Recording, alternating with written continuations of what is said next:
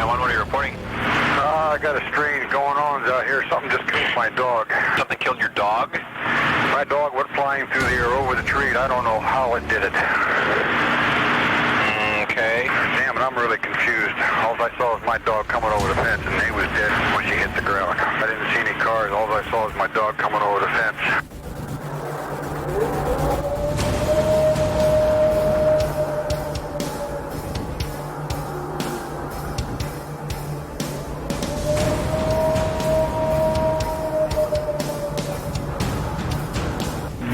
What are you reporting?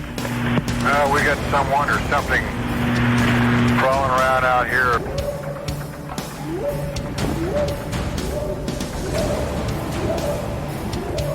Did you see what it was? It was standing up. I'm out here looking through the window now and I don't see anything. I don't want to go outside. Jesus Christ, you better... Sure. Dia! Hello? Get somebody out here. What's going on now, sir? That son of a bitch is about 6'9", I don't know. Do you see him now, sir? Yes, I'm looking right at him. Uh-oh. This next story comes out of my hometown in Lenoir, North Carolina.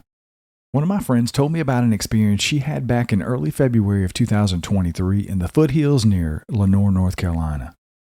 She had rented a room in a secluded house at the top of a mountain to live in while she was waiting on her apartment to become available in the next 6 months. A night owl, she enjoyed sleeping through the bustle of the house during the day and watching her smart TV at night. Her bed was nestled on the far side of the room beside the only window, with a small end table against the wall and her bed and it. Perpendicular to her bed near the bathroom door, her television was perched atop the dresser so that she could sit or lay in the bed and watch her programming easily. She kept it on all the time for company. Because her room was in the far back of the house and was illuminated by a bright LED security light 30 feet away, she never really worried about anyone looking in on her. She had no curtains on the window to speak of. There was no need. That cold winter night, it was raining. She had drifted off to sleep while watching her television, but something suddenly woke her up. Over the top of the air conditioner, she could see a large looming shape blocking the light through the window. She sat up in her bed abruptly. Though she didn't have her glasses on, she saw two dark figures with conical heads silhouetted against the security light peering in her window, apparently at the TV. One was taller than the other, about 6'4", and the other one was about 5'8". She noticed they both had huge shoulders. Their faces were partly illuminated by the light from her room, so even without her glasses, she could see that their dark eyes were set back in their heads, and both of their faces were partly covered with what looked like scraggly, dirty blonde whiskers. Startled by her movement, the two figures jerked away and she sat up quickly further in the bed to see what was happening. She saw them move rapidly to the honeysuckle-covered fence separating the woods from the back of the building and vault over it into the darkness. She distinctly remembers seeing them reach for the top of the fence, and in a flash, they were gone. She assumed that the two men were dressed in identical black hoodies and clothes. But the two men would have fled to the left or the right along the yard between the building and the fence to get away. Frightened, she called 911. The county sheriffs came out with dogs and investigated, but found nothing. There were no tracks and no scents for the dogs to follow. It was still raining. I heard about her experience the following morning from folks who knew her, and I later sat down and spoke to her at length about what happened. She laughed when I told her that I thought she may have been visited by a pair of Bigfoot. She soon moved to her apartment on the 3rd floor of an apartment house. Sometime after that, I took the opportunity to go measure that window and the fence behind her room. The distance from the window to the fence was about 7 feet of grassy yard. The height of the fence itself was about 4 feet. At the time of the incident, the fence was covered with about a foot of tangled vines and brush, which has since been cleared. That would have made the barrier between the intruders and the woods at the time about 5 feet tall. Over the fence, the hill dropped off steeply into the woods. Whatever it was that night crossed the yard and leapt over the fence into the woods in mere seconds. The Pisgah National Forest is only about 20 miles from where she was living, and the area is heavily wooded in between. As I said, she eventually moved into town into a 3rd floor apartment, and she could sleep comfortably knowing that nothing can stare into her window at night. Or can it? A teenage girl and her friend encounter what she describes as a black-haired, red-eyed werewolf in her yard on a moonlit night at her summer home on Shelter Island, New York. She writes, I'm a born and raised Long Islander. So are my parents. They met out east, and in Islander talk, that means the east end of the island. To any New York rich kid, that means the Hamptons. But for the rest of us who are coincidentally not millionaires, it means the North Fork. Not to get too geographically confusing, but Long Island is accurately named a long island that forks off about 3/4 of the way down its 90 miles it stretches. It kind of looks like a fish with its mouth wide open, with the North Fork being where the eyes are and the Hamptons are the jaw. Shelter Island is somewhere in the middle, like a smaller fish, about to be eaten. My mom's family had a summer house on the North Fork, and my dad had a house on Shelter Island. My parents met while working at a summer job, and the rest is clearly history. But super long explanation short, I grew up getting to pretend to be bougie because I had not one, but 2 summer houses. I know, right? Shelter Island is my favorite place. In a lot of ways, just the island itself feels magical. The only access is by ferry, and while you're traveling there, you feel like you're being transported into a different world. But the picture of Shelter Island in the summer is very different than in the winter. In the summer, the population rises to about 20,000 people, but in the winter, not more than 2,000. So, I was around 13 or 14, and I had invited one of my best friends to come out with the family for the weekend. I was so excited. It was one of the first times she would be able to. I remember that our bathroom was being renovated, and so the only other bathroom we could use was in the dank, dark basement, and the only connection to the house was by going outside and down the stairs, and then down another set of stairs into the basement. So it had to have been around 10 o'clock, and we went down to the bathroom to brush our teeth. The moon was almost full, so bright it provided some lights on an island that street lamps were few and far between. If it wasn't for the light of the moon, we would have probably passed the creature altogether without realizing it, because out there you can hardly see 2 feet in front of you when it's so dark. As we were coming back up the stairs, laughing about something menial, that's when we saw it. It was about 10 feet away, with its back to us, lurking near my shed. We both froze and did that thing where you take a quick breath and hold it involuntarily. That made the creature notice us. Its head whipped around and its eyes were glowing, a kind of blood red. It didn't look angry, but rather like a feral dog, not knowing how to react to these 2 teen girls it was observing. Almost as if not to scare us, it slowly rose up to full size, which I would guess to be about 7 feet tall. The whole time, it never broke eye contact. I felt like I could fall into the pits of blood that were its eyes. It was covered with long, black, shaggy hair and had thick, human-like legs. After standing there, frozen in fear for at least a full minute, all the while, still in the staring contest, we both regained control of our feet and ran upstairs screaming for my parents. "We saw a werewolf! We saw a werewolf!" My dad went out first, and we followed. My dad quickly dismissed it and went back inside, a bit disgruntled. But I could have sworn that I saw a bush near where it was move. Over the years, I've had many theories. One of which is that the native people who lived on the island before the white men are responsible, as shape-shifting legends are prevalent in the indigenous people's cultures. Maybe it's the descendants of the people who stole this land, cursed to turn under the full moon, choosing isolation to protect their secret. Well, at least for 9 months out of the 12, anyway. A supposed dogman encounter in Waller County, Texas, results in the eyewitness changing their normal routines because of the fear that they may encounter this beast again. A friend and I came across this amber-eyed creature in April 2023 in Patterson, Texas, in Waller County. It was around 11:30 p.m. when we cut through Morton Road. We backed out onto the dirt road as fast as we could, and then we drove south on Durkin and turned left onto Royal Road, the entire time looking over at the open field with our spotlight and with the one rifle we had in the truck. Once we made a right onto 362 and headed south, we began to feel a little bit more relaxed. We took it all the way south to 359 and then made a left onto Highway 90, and we didn't stop until we made it to our friend's house. We were coming from Patterson, Texas, where one of our friends lives. We also like to go through that patch of Morton Road during the day because it's like off-roading. We originally thought of heading to Royal High School on Royal Road, but instead we decided to turn left and off-road at night. And that's when we drove past Morton Road. That's when we came across what we thought was a really large dog, until it turned around and stood up on 2 legs and growled at us.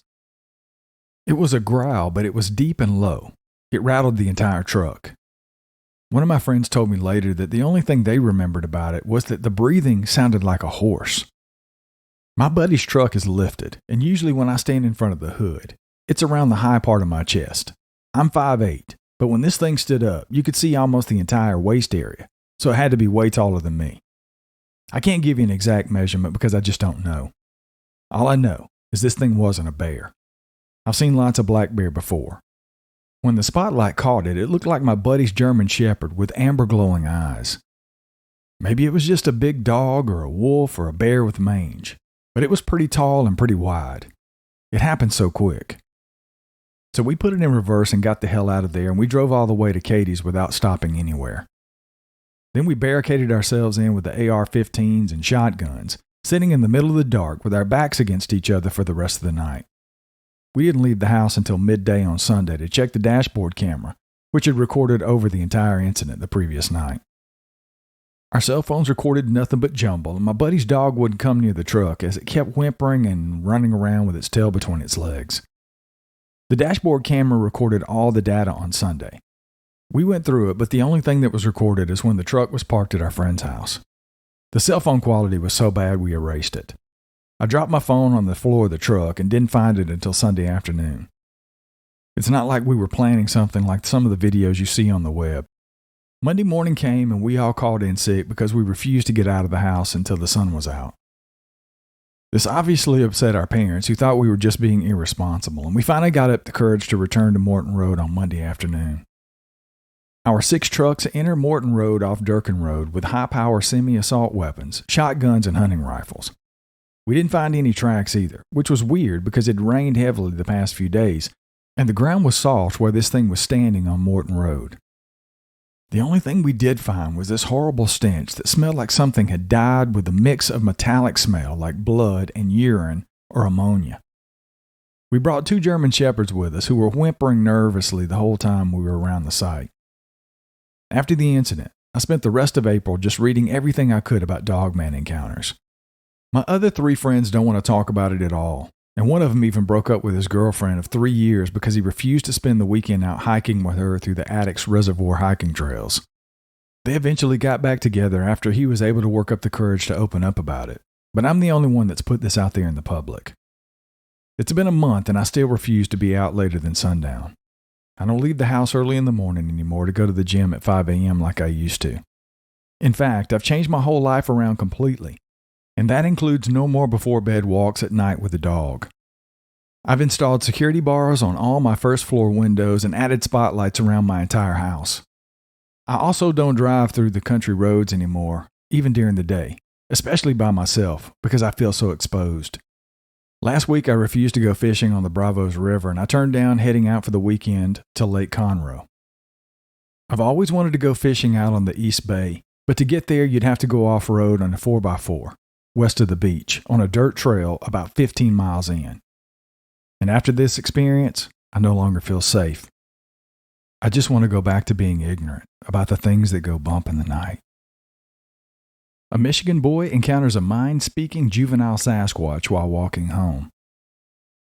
My first experience with a Sasquatch was when I was living in Wyoming, Michigan.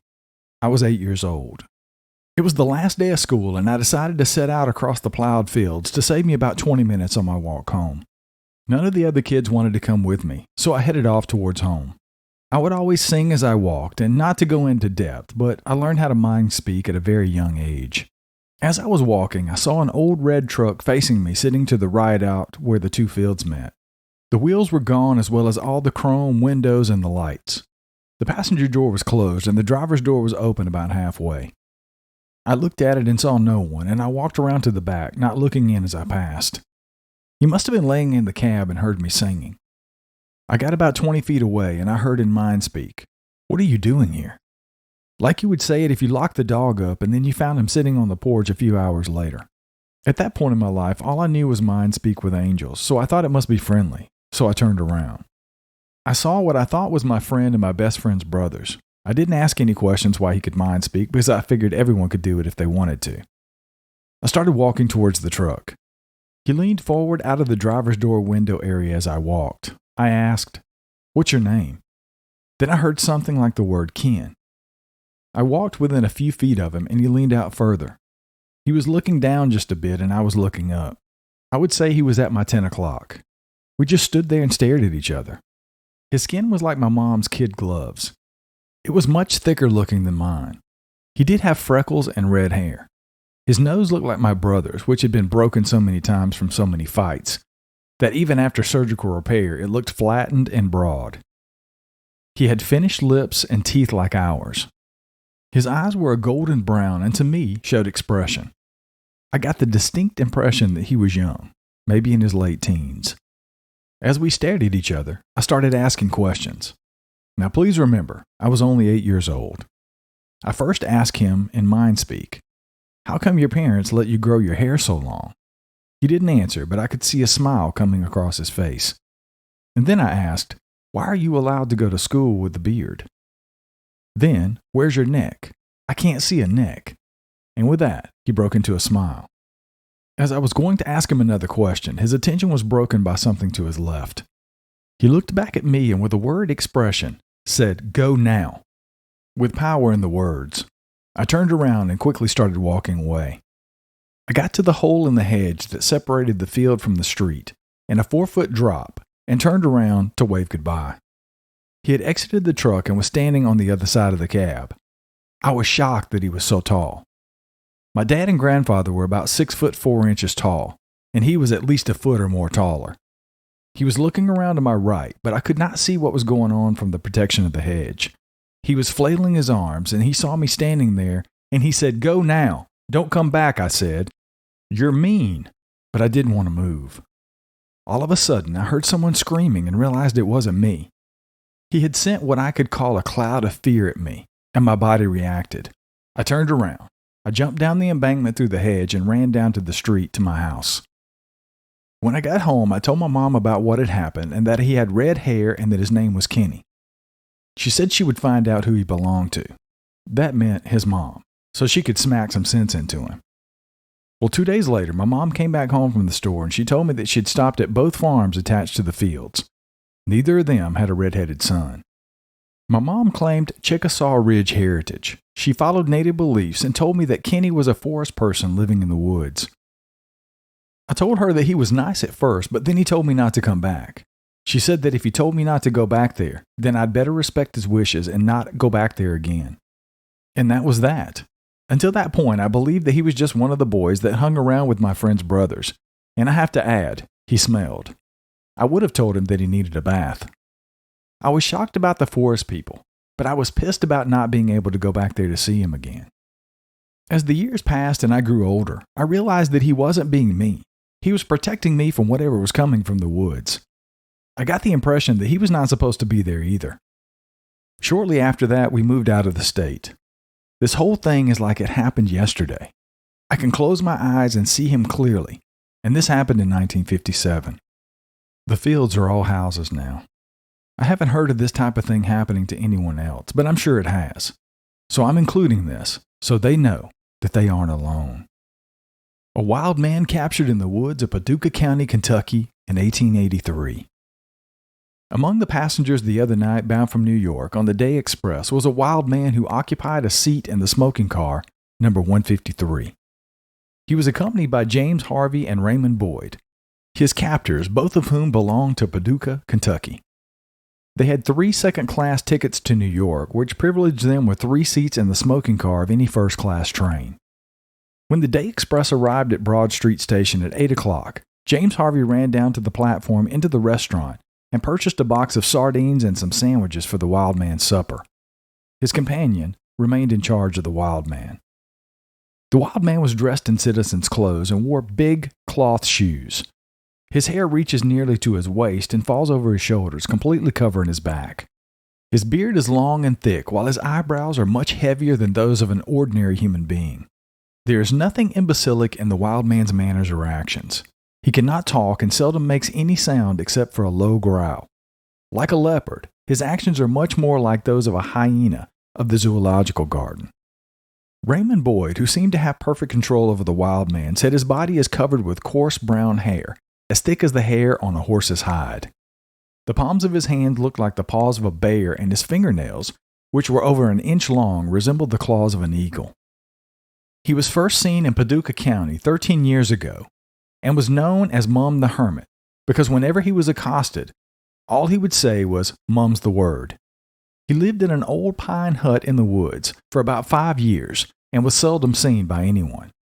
Finally, he abandoned the hut and took his abode in a cave under the ledge of rocks known as Lizard Rock.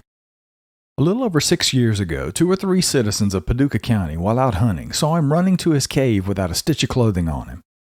3 years ago, it was discovered that the thick coat of hair had grown all over his body. Boyd and Harvey built a trap for the man, and it took over 3 days before he entered it. He was not afraid of any bird or beast of prey, but ran terrified away from any human who approached him.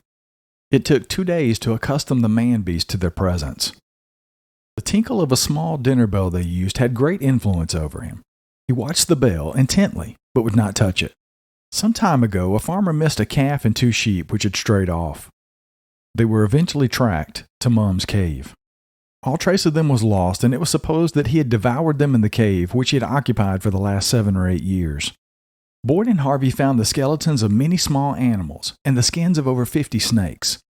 Some of the skins belonging to the most venomous species of reptiles.